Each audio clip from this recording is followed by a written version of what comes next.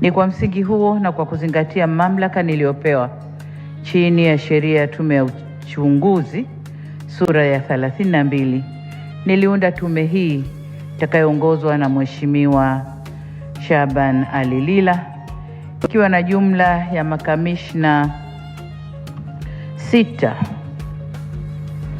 ambao wawili kama ilivyotambulishwa wametoka, mmoja Uganda, Jaji Barishaki Shebrion, na mwingine ametoka Namibia, Justice Petros na Masebo.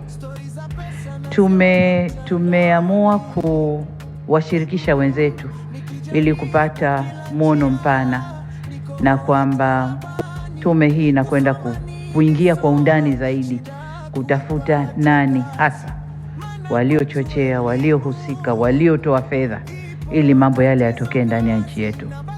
Sasa tumeona tushirikishe wenzetu, mmoja kutoka Afrika Mashariki na mwingine kutoka nchi za SADC, na ndio hawa wawili.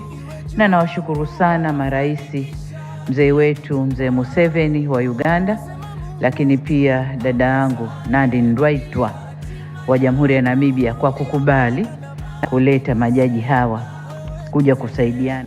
Rais wa Jamhuri ya Muungano wa Tanzania, karibu katika eneo hili la Mtoni kwa Azizi Ali, eneo ambalo pamoja na mgeni wako Mheshimiwa Dr. Sidi na kuja hapa kwa ajili ya ufunguzi wa miundombinu ya mabasi yaendayo haraka awamu ya pili katika barabara ya Chang'ombe, Kilwa, Sokoine na Kawawa. Ninayo heshima kubwa kukuomba pamoja na Dr. Sidi kushika kitambaa, please. Shika kitambaa na tutasogeza kulia na kushoto, ikiwa ni ishara ya ufunguzi rasmi. Kwa hiyo nitaya countdown from 3, 2, 1. Makofi mengi na vigelegele Tanzania oye!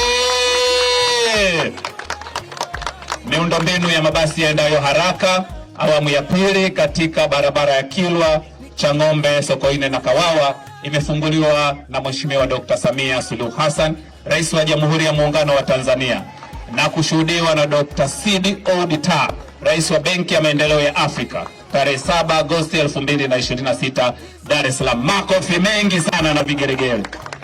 Mheshimiwa Rais, nitaomba ubaki wewe na mgeni wako Mheshimiwa Dr. Sidi. Naomba viongozi wengine tuwapisha wenyewe wawili.